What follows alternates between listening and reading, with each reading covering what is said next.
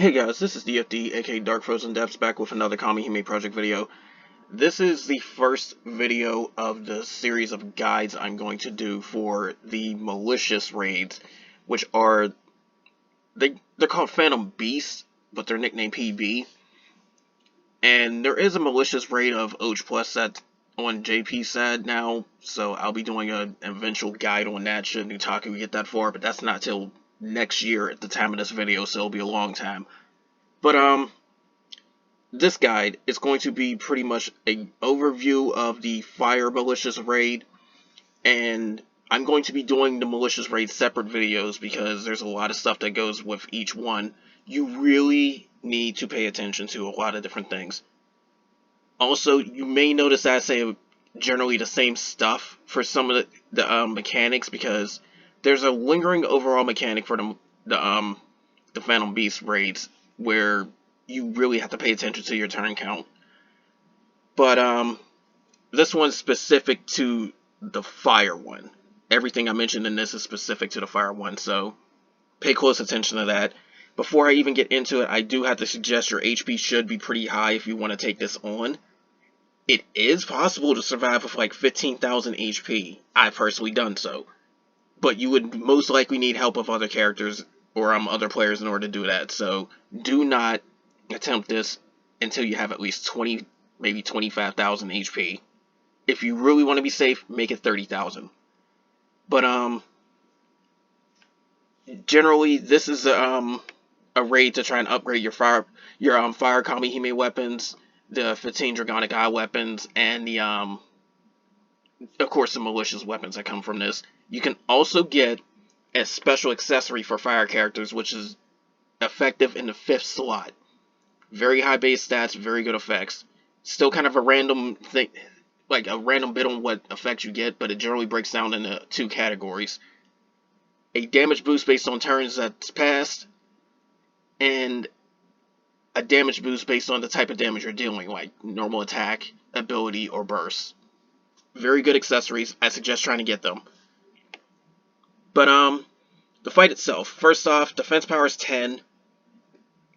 It says attack power is 80,000. I don't usually go by attack power in these type of things, but this guide happens to have it. This isn't the normal Japanese wiki. This is Kami Labs, which has way more info in my opinion. But there's a raging gauge. There's 2 orbs before it nukes, so it's like 2 charge turns. Then on top of that, every Phantom Beast Malicious raid has 850 million HP. This is no different. On top of that, if you do not use water elemental characters, it says plus 100 for resistance, but what it really is, it's a 50% resistance towards any damage outside of water. And then on top of that, you will not be able to debuff the enemy if you're not using water. It's immune to having its charge count increase, so you can't make it have like 3-4 orbs before it nukes. Damage cut is reduced by half. Now, that's a big one. Anybody that's using Romulus will find that her damage cut acts like 30% instead of 60%. This doesn't affect any of the other defensive tactics either, though. Like, the Romulus line has an ability where you can pretty much nullify all damage to one character. That's unaffected. There's also characters that force attacks to miss. That's unaffected. Elemental resistance. That's unaffected. Defense buffs. Unaffected. The only thing that's affected is direct damage cut, as in like reduced damage against any sort of attacks that you may take. If it's specific, then it works as normal. So elemental resistance is the way to go.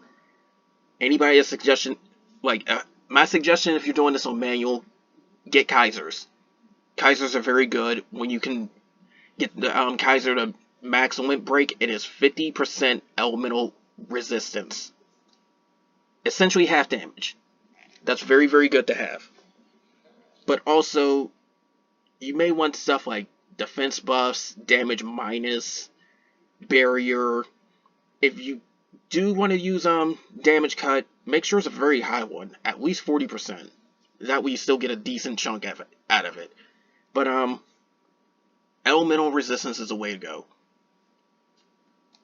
Now, as for the attack pattern, it switches between gears every 5 turns. It has no gear for the first 5 turns, blue gear for the second 5 turns, red gear for the last 5 turns, and then it goes back to no gear. That means it runs on a 15-turn cycle with 3 phases each cycle. So keep that in mind. This is something that all the Machine Beasts do, all the Phantom Machine Beasts. So that's something to know. So when it comes to each type of pattern, you have to pay very, very close attention to what you're doing.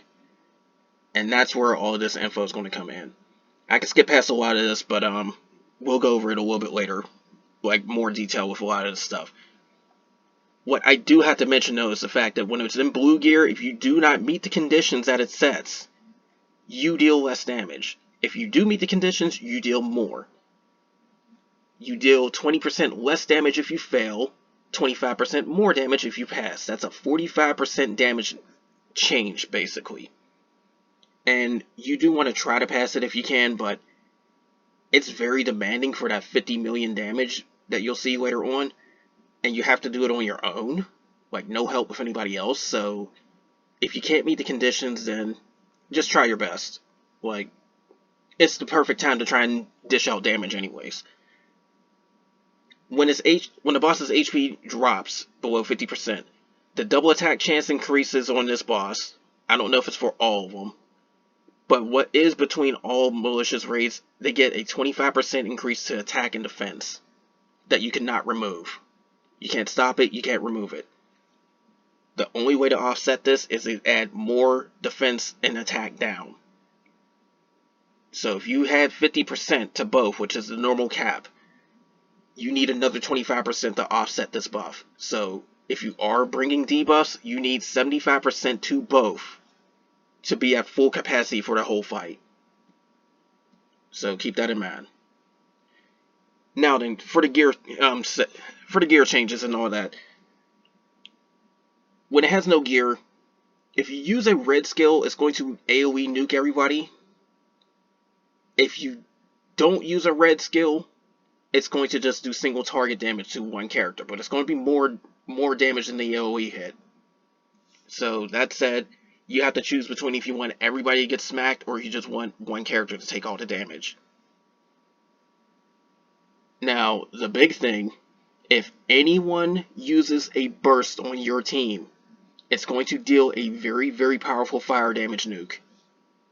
Be careful of this.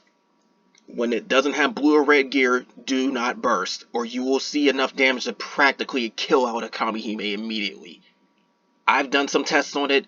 Other people have claimed they've done it for tests. The one thing is pretty consistent. It is over 50,000 damage. Your HP needs to be extraordinarily high in order to tank that. That, or you need to get lucky on a character that can actually, like, auto-revive or survive that. Best way to go about it is simply just not burst. Do not burst if you're going to auto battle this fight, because some people like doing that. Don't burst during no gear at all. Now, blue gear, I know specifically what this is, even though it's not listed, so I can mention this. You need to deal 50 million damage within those 5 turns of blue gear. It doesn't have to all be on one turn. It has to be between those 5 turns. You have to deal 50 million damage. The second condition, you have to land 12 hits of a normal attack combo. That means one turn you have to land 12 normal attack hits. So break out the triple attack. You're going to need it. You will not meet this with double attack alone. You need triple attack. But break out your combo rate increases. Hopefully you have some triple attack in there too. A good character that I actually have for this fight for that reason is Aphrodite. I like using her because she's got a triple attack boost to everybody. I take Romulus into the fight and she gives a double attack with a regen. So that gives my combo rate a pretty good boost. And I even tested it without accessories. It's a very good combo boost even without accessories. So those of you that are using Tiara sets are very good with just those two. But that 50 million is going to be pretty demanding. If you're not like a whale on water, then you're pretty much going to have to burst in order to try and meet that 50 million if you even have a shot at it. So if you do want to try and get that 50 million, blue gear is the time to unload your North Stars, your South Stars definitely, because that will help with the combo condition too. Your Bayakos, stuff like that. Now then, after on the 5th turn of the blue gear, when it tries to transition into red gear, be careful. It's going to AoE nuke everybody and deal a lot of damage. Be careful of that one, because it can hurt you pretty badly. And it doesn't matter if it has full orbs or not. But it does take precedence over the burst attack. So keep that in mind. Excuse me. So if it's about to switch from blue gear to red gear, and it's got full orbs, this is going to take more precedence over the other thing. And it's definitely more damaging than its burst, so be careful of that. But now then, red gear, when it switches over, the thing that's specific to just this fight itself, it's going to have AoE on its normal attacks. It's basically a spread effect. And it even works if it's stunned. On top of that, I don't know if it's me, but it seems like it increases its combo rate a lot more. It tends to double attack a lot at this point. So be careful of that. Now, when it's in this red gear phase 2, it's also going to deal more damage to you. It doesn't matter if you've passed or failed the blue gear conditions. It will deal extra damage in red gear. Be careful of that. Now, when it comes to the bursts that it has, like when it has full orbs, normal mode, and it even says if it's in blue gear too, you will take 9 random hits of fire damage. So be very, very careful of that. When its HP is below half, it also adds a defense down to this that is AoE. It doesn't matter if a character got smacked or not. It is AoE defense down, and it's a 25% effect on that one. Be very, very careful of this, because that 25% effectively means that you're taking about 33% more damage, I think. Somewhere around that mark. Like 33 or 40% more damage. But, the other thing is, too, that you really need to have some sort of protection for it. Again, Aphrodite is good for that. Because that defense down, coupled with all the other things that's going on, like its attack increase, and the fact that it might be in red gear, you really have to be careful of that one. It can be a lot of damage. I've seen one-shot level damage for my HP, because remember, I went in with 15,000 HP. So with going in with 15,000 HP, you can easily see your character get one shot if they have that defense down. So by all means, get rid of it. It says for red gear, it's going to normal attack 3 times. It doesn't matter if it's in normal or raging, and it's pretty consistent from what I've seen. So that's AoE spread damage is going to happen 3 times. If you're not protected for that, it can easily deal upwards of 6,000 to 7,000 per hit. And that's a lot of HP to lose on all your characters. So be very careful with the red gear one.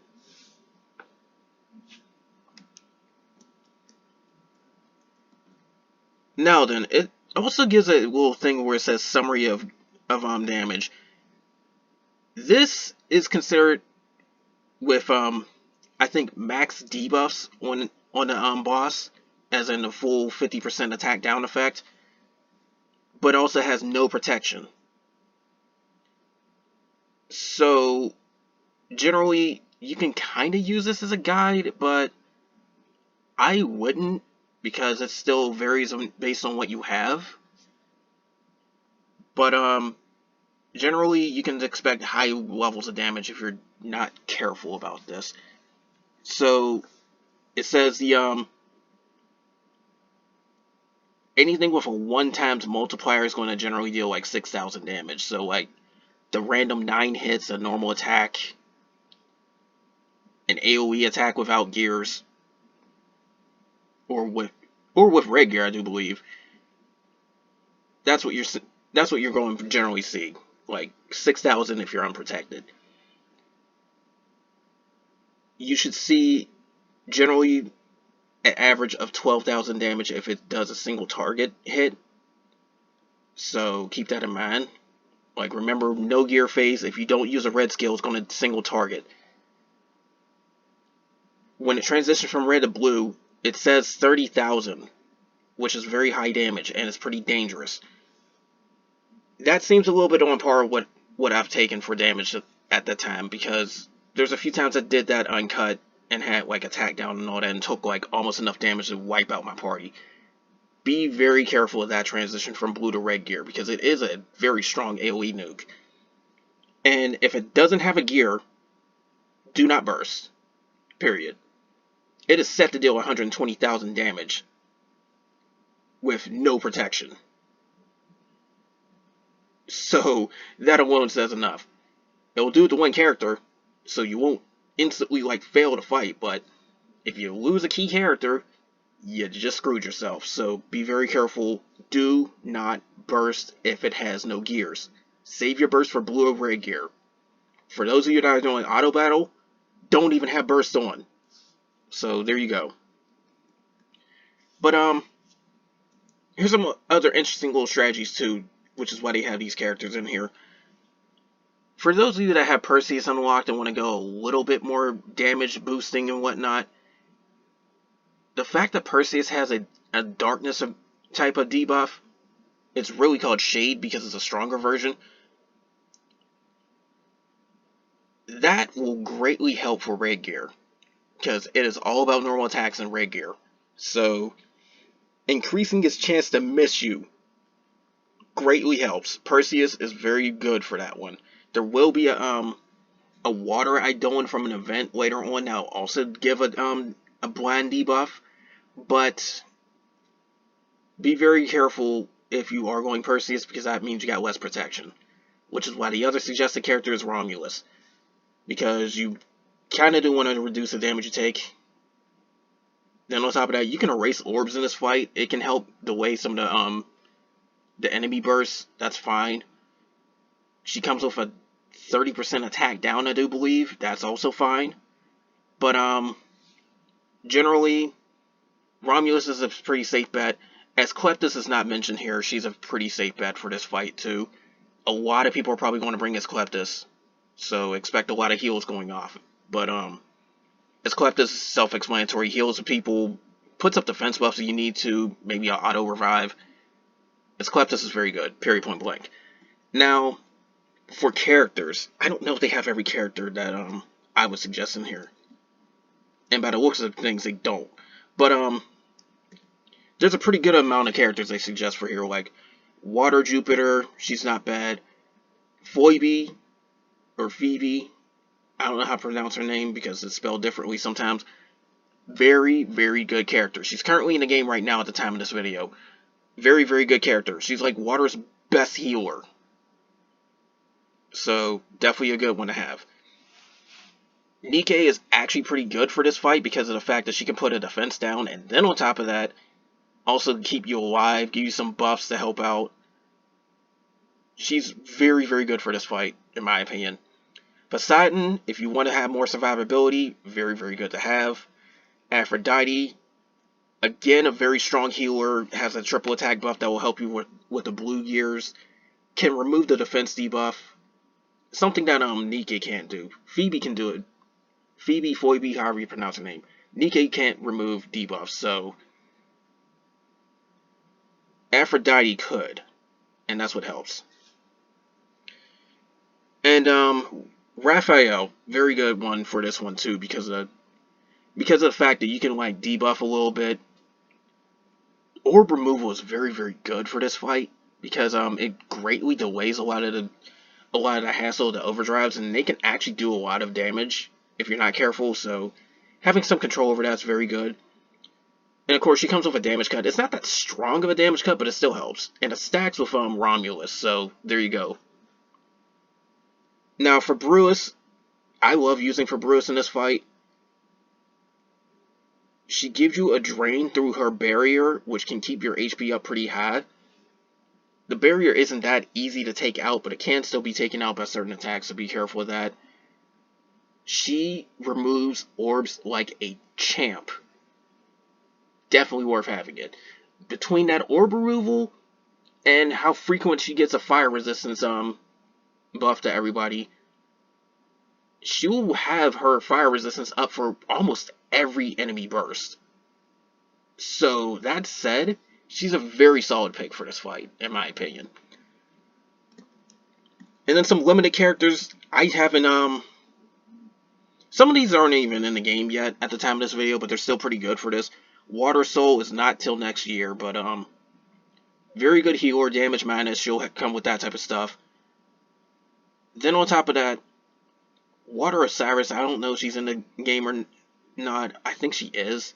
But heals, cuts, buff erasers. Well, the buff eraser isn't really helpful in this fight, but attack debuffs. She's got a lot of stuff in her kit though.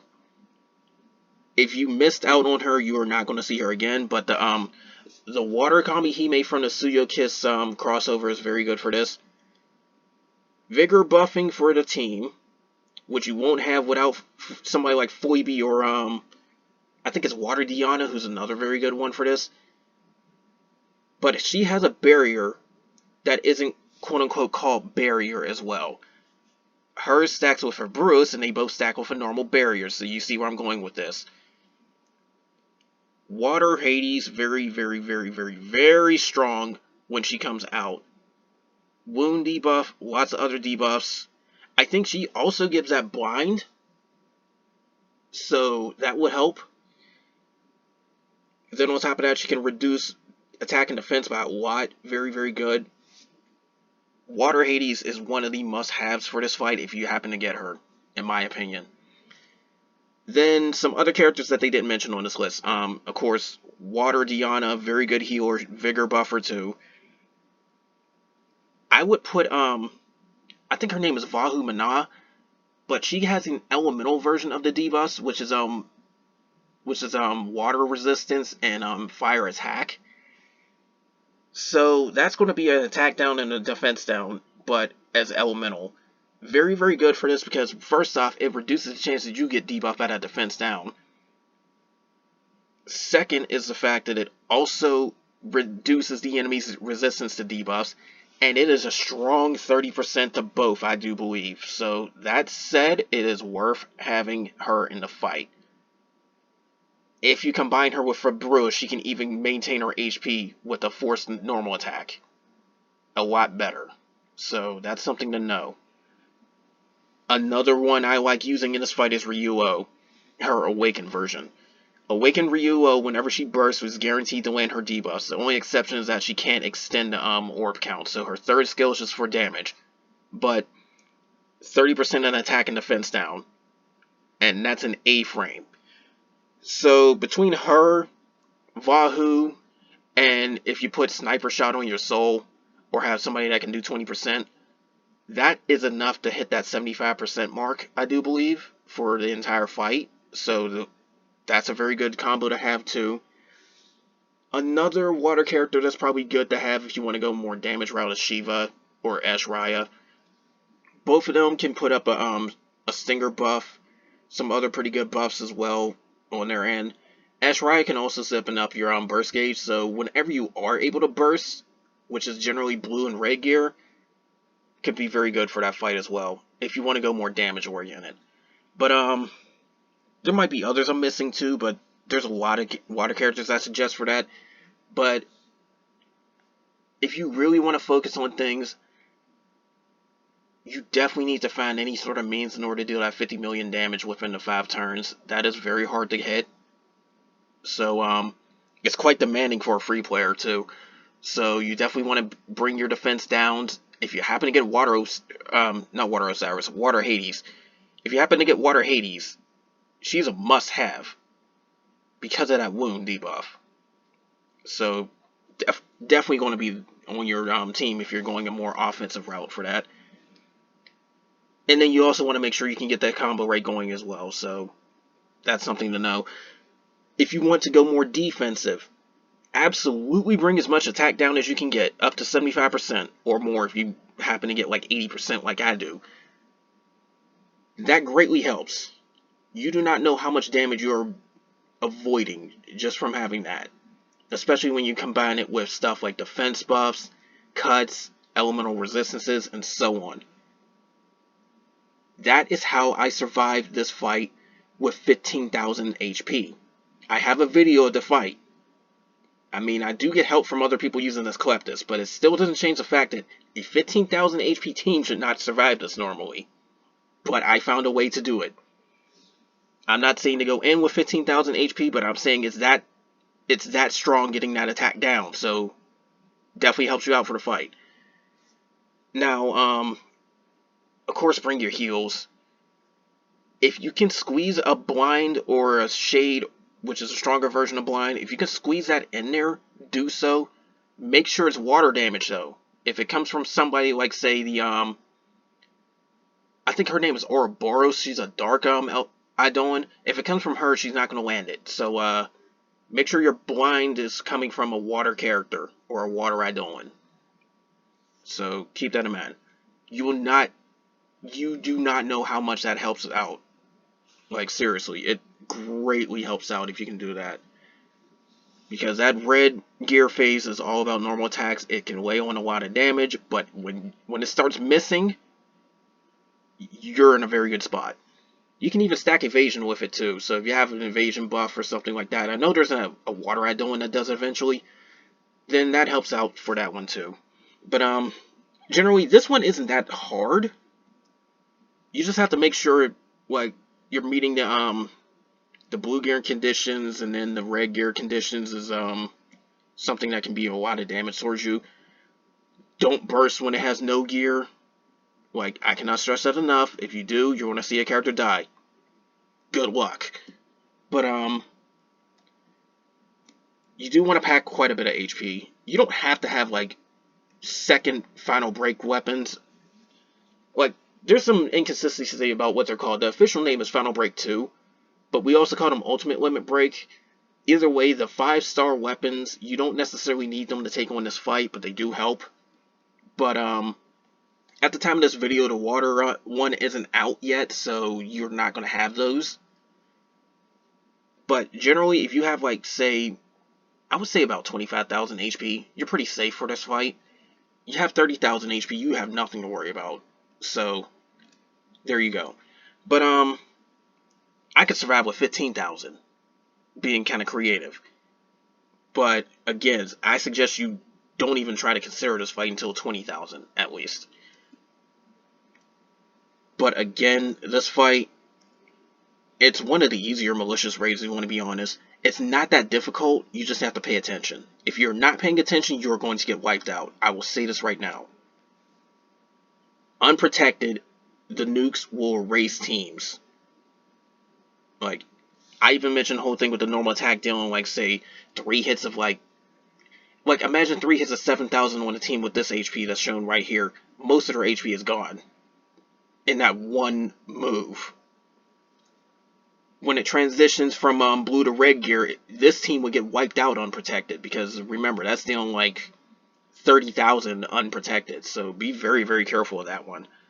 So, again, pay attention to the fight, you should be good to go. It's not that difficult, it's just long because this is the most HP you've seen on an enemy that we're meant to kill. So, that said, be in for a long ride. If you are trying to solo this fight, best believe that you will need to be either 5-star weapons, or you need to be like a whale. Free players are not going to solo this fight, not for a while, so keep that in mind. And the last thing I can mention too is definitely try to bring some friends that have a water catastrophe Idoan. Like, definitely try to find somebody that has that. It greatly helps for this because it will boost your stats up quite a bit. I will have one of my own. But I guess that proves how weak my water grid really was. It's 15,000 HP with picking my own water catastrophe. But again, it's not that hard compared to the other ones. If you were strong enough, you should survive this. If you pay attention, you should survive this. Just don't do things randomly or blindly. Especially don't come in with a Yuri and burst on the first 5 turns. You're going to see your characters get wiped out pretty quick. But definitely pay attention. Biggest thing I can stress about this: pay attention. It's not hard. Pay attention. For those of you that want to auto battle, I suggest getting a team that can deal a lot of normal attack damage, and then on top of that, still have some sort of protection to stay alive. Again, for Bruce is very good for that type of stuff. But for Bruce, Aphrodite, stuff like that, Paracelsus is actually pretty good for this fight too, if you really want to be honest. She's got barriers and vigors and all sorts of other stuff in her kit. Just make sure you don't drain your HP faster than you can recover it if you're going to go that route. But also, definitely have your burst off if you're going to auto battle this, because it's not meant for auto battle. It's not designed around it. But if you are going to be one of those people to do that, you don't want to see your characters getting wiped out in the first 5 turns. Because suddenly you fill it up on bursts and you're seeing them get wiped out one by one because bursts are going off randomly. So again, turn bursts off if you're going to auto battle it. But lastly, remember that your damage cut is in half. So if you're trying to factor in a lot of damage cut resistances, then you know that something like Romulus plus Raphael would be like, I think 40 or I think it's like 45% damage cut. It would normally be double that. So yeah, be careful of that. But the ones that be giving fire resistance, like I know Poseidon does, and so does for Bruce. They're unaffected, so that's going to be a good thing for that. But anyways, that's all for this. And the last thing I need to mention is definitely try to farm this, because you're probably going to need the 5-star fire weapons for the next one I do a guide on, because I'm going by release order. So the Win one is up next. Yeah, Phantom PB03 is the second one we got. It went PB01 then PB03. It goes by order of elemental weaknesses for the most part. But again, you're going to want to farm the fire stuff for the Win one, because the Win one is a trip. It is a trip. But anyways, that's all for this. More of this will come soon. Again, I got another 5 of these to do. You seen how long this one took? That's why I really wanted to split up the videos. But anyways, that's all for this. More of this will come soon. And again, pay attention to this fight. This is one of the easier ones. If you're struggling with this, just wait until you see the others. But that's all I have to say about it. But that's all for now, guys. More will come soon, and take care.